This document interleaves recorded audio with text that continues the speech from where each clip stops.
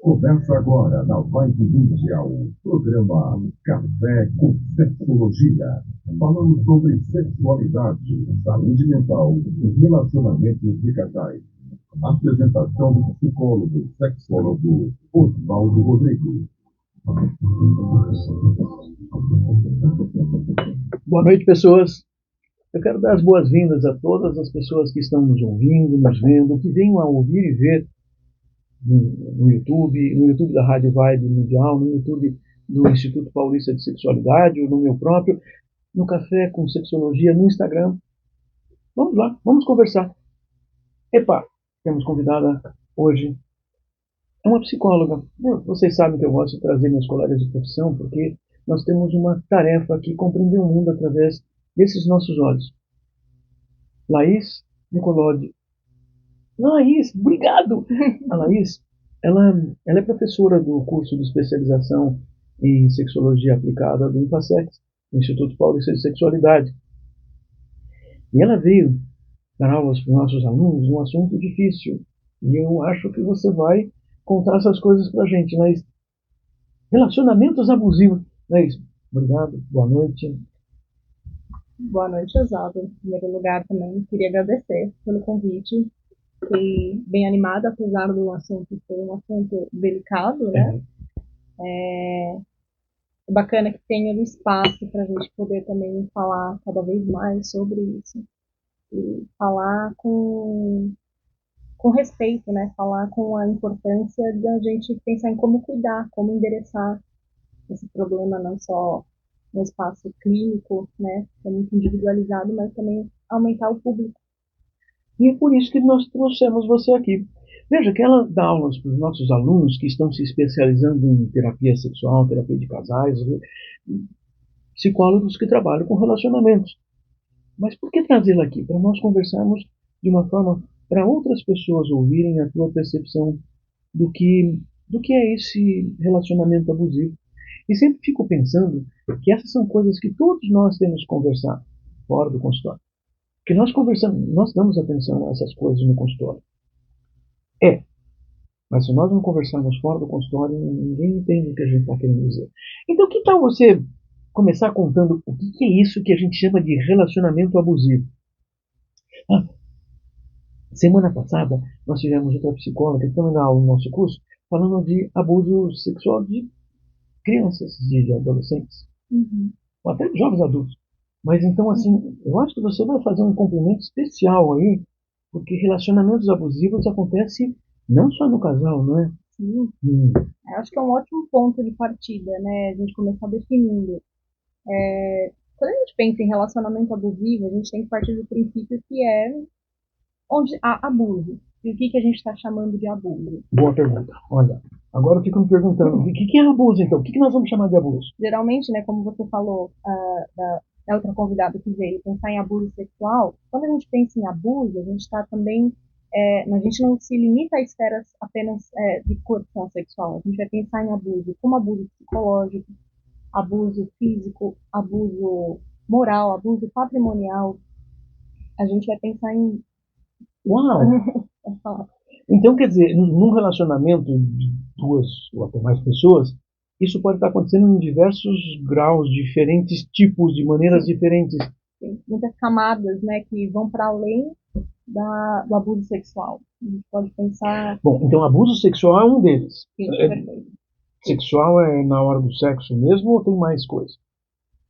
Quando a gente pensa em abuso sexual, a gente está pensando mais numa ordem de poder, né? Então, se há uma diferença de poder, né, a gente não parte de uma relação sexual igualitária. Geralmente, se tem uma diferença de poder, a gente tem que tomar um cuidado aí, porque pode se aproximar mais do termo de estupro, né? E você nem falou disso, você está falando de uma coisa que nem chega aí, não precisa chegar aí também. Você falou de poder. Mais uma vez eu ouvi alguém me falar assim, mas toda relação sexual é uma relação de poder. Se for uma relação de poder, é uma relação de poder. Olha, não sei como isso se pode se dar talvez no campo de uma fantasia, mas quando a gente pensa que o sexo com consentimento de ambas as partes, com as duas partes querendo, né, a gente está pensando numa dinâmica horizontal, né? Aham. E uma dinâmica horizontal por princípio, não há poder. Não existe, então, portanto, essa hierarquia de poder quando a gente horizontaliza as partes, né? Eu entendo que o desejável é que a gente se relacione sempre numa dinâmica horizontal, ou seja, né, não existe hierarquia de poder. A gente está sempre falando de igual para igual, tá? Falando de igual para igual. Se existe um consenso, já saiu a discussão de um poder, mesmo que exista uma aparência de poder. Ah, porque eu falo disso porque, assim, os grupos que praticam sadomasoquismo falam assim, né? Ah, por isso que eu comecei a frase pensando, a depender se. Aí, se for para uma performance, né, de uma fantasia sexual, aí eu acho que existe o consentimento mesmo nessa fantasia hierárquica. Só que daí ainda me remete a uma coisa horizontal, porque mesmo a Sim. pessoa que está ali, né, na posição de passiva, né, ela está consentindo com aquilo, né? Então a gente também pensa que até talvez no sadomasoquismo há horizontalidade, há o princípio de uma horizontalidade no sentido de que as duas partes estão topando. Tá, mas eu acho que eu preciso complicar. Outro dia eu vi alguém em algum lugar aí dizendo que, assim, que a mulher tem que ser submissa ao homem, ponto. Tem que fazer o que o homem manda, ponto. Aí eu fico pensando, ela está fazendo porque está de acordo ou ela está fazendo porque ela não tem alternativa? Ó, excelente, excelente pergunta. Ah, para eu consentir, eu tenho que ter alternativa. Perfeito. Então, peraí, se eu, se eu não tenho dinheiro para comer e eu aceito o poder de alguém, isso pode ser abuso. É uma ótima questão, porque Eita. quando a gente pensa em uma dinâmica de poder, portanto, né, aliás, não há uma hierarquia de poder, uma dinâmica horizontal, a gente está pensando que as duas partes têm escolhas alternativas, né?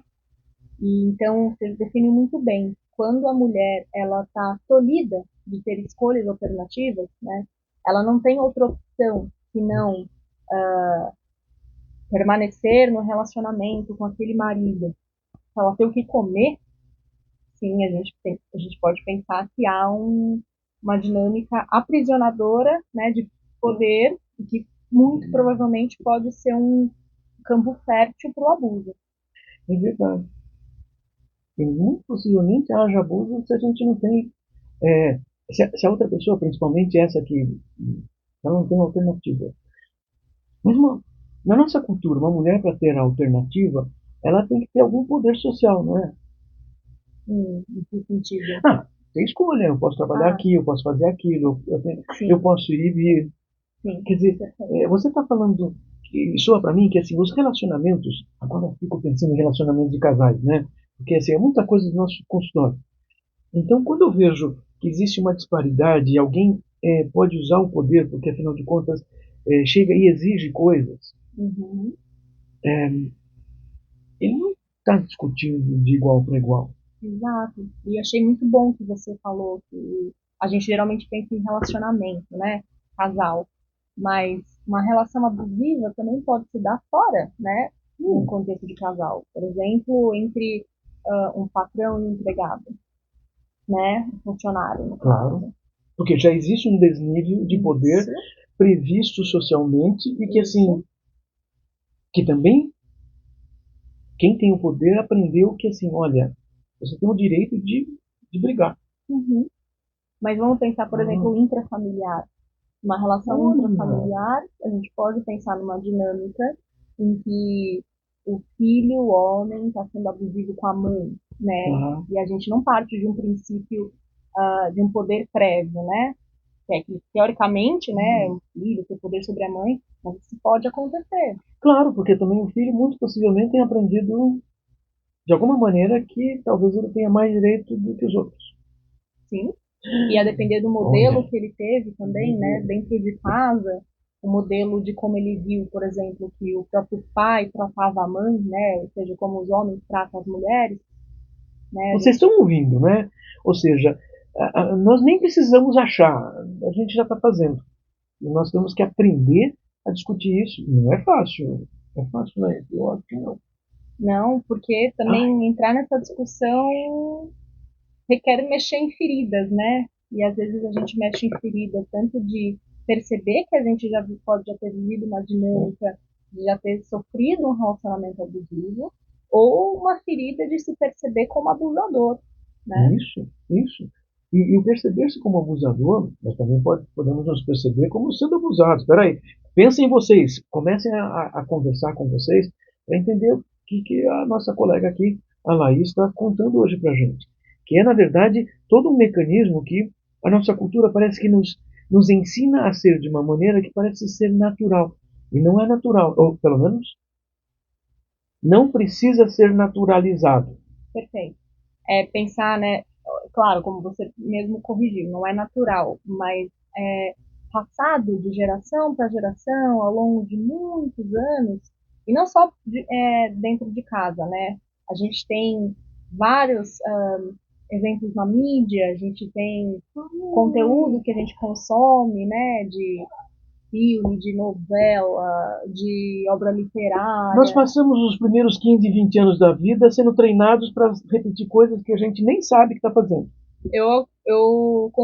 Além de dizer que sim, também adiciono. A gente passa um período até quando a gente está dentro da barriga da nossa mãe. Que já está vivendo condições químicas, emocionais e registrando coisas. E pensa só, né? Quando a gente faz desde o período chá revelação, né? A expectativa que se tem, o feto, né? O bebê, o embrião, obrigado, vai nascer homem. Já começa ali, né? O quarto azul, já vai jogar futebol. É verdade. Você está falando de um contexto socio-histórico que acontece antes de nós nascermos e, na verdade, já começa a interferir sobre como nós vamos ser, o que esperam da gente. Exatamente. E o que esperam da gente e também como esperam que a gente vai se relacionar com o outro, principalmente com a pessoa do outro sexo, né? Então, quando, por exemplo, pega lá, né, o menino na escola, o menino tá brincando com o menino no parquinho, né? Já começa o pai e a mãe falando, olha lá, filhinho, olha a namoradinha. Dá um beijo na namoradinha. Ah, meu filhinho já tá com 3 namoradinhas na escola, né? O que a gente está querendo ensinar para essa criança, né? Para esse menininho pititico. A ideia de que a gente ensina crianças e dá os modelos numa situação que parece ser normal, né? Tipo, a gente tá brincando. Criança não namora. Excelente. E pensando aí, né, nesse exemplo, como a gente está falando, do menino, né? O que a gente está ensinando para o menino desde pequenininho? Que ele tem direito. Exato, que ele precisa, assim, a gente coloca na cabeça do menino, o menino às vezes não está nem pensando naquilo, ele está brincando, ele está... Desculpa, eu fico pensando que até ele pode estar brincando, tentando usar como modelo os pais, brincando de casinha. Sim. Mas ele está brincando, porque essa é a forma de ensaiar toda uma forma de relacionamento. Mas aí os pais seriam mais responsáveis ainda, né? O adulto responsável, né? Brincam que a gente da psicologia diz que é culpa da mãe, né? Do pai também. E a depender da relação abusiva, se há relação abusiva entre o pai e a mãe, a culpa é do pai 2 vezes, né? Então, mas enfim, acho que esse exemplo que a gente pensou aqui da criança, acho que ele ilustra bem como, desde pequenininho, né? É uma coisa que é repetida às vezes, passada, né? Reiterada, né? Como isso dá um modelo para a criança, quando ela vai se tornando adulto, de como ela deve existir no mundo, se ela é homem, como ela deve existir no mundo se ela é mulher, né? E aí quando a gente pensa nos homens e as mulheres, a mulher, ela aprende a existir no mundo como eu preciso encontrar o meu feliz para sempre, me casar e ser escolhida por um homem. Existe uma previsão para 2 décadas depois, às vezes 1,5 décadas, já tomar uma decisão prévia, né? Na verdade, sim, mas não é uma decisão. Mas a dependência de estar numa relação, né? Tem uma professora de Brasília, Valesca Zanello, que ela fala uma frase que eu gosto muito. Oba. Ela cita o seguinte, que os homens, eles são ensinados, eles aprendem a amar muitas coisas. As mulheres são ensinadas e aprendem a amar os homens. Então, a gente cria também para meninas, mulheres, né, desde muito novinhas, a dependência, né, do afeto masculino. Então, muitas mulheres acabam ficando presas em relacionamentos abusivos porque elas não se enxergam podendo viver ali, né, a imagem da mulher solteira, divorciada, né? Tanto que tem as piadas, né? A mulher, essa daí não casou, vai ficar pra titia, né? A coitada, ela é mal vista, né? A mulher depois dos 40, se tá solteira, já é colocada aquela ideia de não vou casar, né? Discussão lá na corrida presidencial americana, né? Ela não tem filho. Isso. Aí o que a gente está ensinando para essa mulher? Que ela precisa a todo custo ficar num relacionamento, seja ele qual for, senão ela perde o valor dela. E a gente e não é assim para os homens, né? O homem ele não é ensinado a existir no mundo numa relação. A partir de uma relação de estar com uma mulher, o homem, ninguém olha para um homem de 40 anos e fala coitado, vai ficar sozinho. Que não é o que acontece. E se é o que acontece, sempre se tem uma desculpa e se inventa uma compreensão que deixa assim mesmo. Na verdade, assim, um homem de 40 anos solteiro, o que acontece na maior parte das vezes é que ele vai encontrar uma mulher geralmente mais nova do que ele. Inclusive, com 40 anos de idade, ele já teve pelo menos 20, 25 anos de carreira profissional e arranjou já um outro poder. E aí também falando, né, em termos de... Está me fazendo pensar um monte de coisa para atender os pacientes durante a semana. Ai, que bom. E também outra coisa, né, que é bem importante da gente lembrar, é que os homens, né, eles não aprendem desde jovens, né, desde pequenos, ao cuidar, né, ao exercício do cuidado. As mulheres, sim. Então, esse é um dos outros problemas que a gente vê em relacionamentos abusivos, porque as mulheres, geralmente, elas ficam presas numa dinâmica onde elas precisam constantemente maternar o marido, né? Então, assim, desde cuidado com a saúde, de marcar médico, de fazer a comida, né? Então, esse é também um outro elemento que dificulta mulheres de sair de relacionamento abusivo, porque elas chegam no consultório e falam: como que eu vou abandonar meu marido? Ele não sabe se cuidar. Tem uns que não sabem nem fritar o ovo. Mas eu fico pensando e também preocupado, porque a situação de abuso também pode aparecer em situações onde, de repente, nesse casal, essa mulher, ou até mesmo socialmente, esse homem seja considerado bonzinho. Porque ele pode ser abusivo, manipulador, sendo bonzinho, não é? Viu? Eu quis fazer isso porque fiquei pensando, é uma das coisas que tem acontecido e está vendo nos últimos 25 anos, muitos casais onde, de repente, assim, são homens que, socialmente, a gente ia dizer assim, mas ele é bonzinho, ele, nossa, ele quer tudo de maneira igual, ele conversa, ele pergunta. É um ótimo... Eu fico olhando e pensando, com que objetivo? O que ele está ganhando? Porque tem alguma razão para ele ser assim. É uma ótima observação, porque também a gente avalia, né, como o sujeito se comporta na esfera pública, não necessariamente é como ele se comporta na esfera privada, né? Então, muito comum, né, as pessoas até estranharem, nossa, como assim, relacionamento abusivo, mas o fulano é um amor de pessoa, ele estava aqui sendo super, olha aqui as fotos dele no Instagram com os filhos, olha só Essa que excelente pai, né? A gente pensa em como, fora, né, do contexto privado, o homem vai se comportar de um jeito. Agora, no contexto privativo, com a esposa ali no quatro paredes, completamente diferente.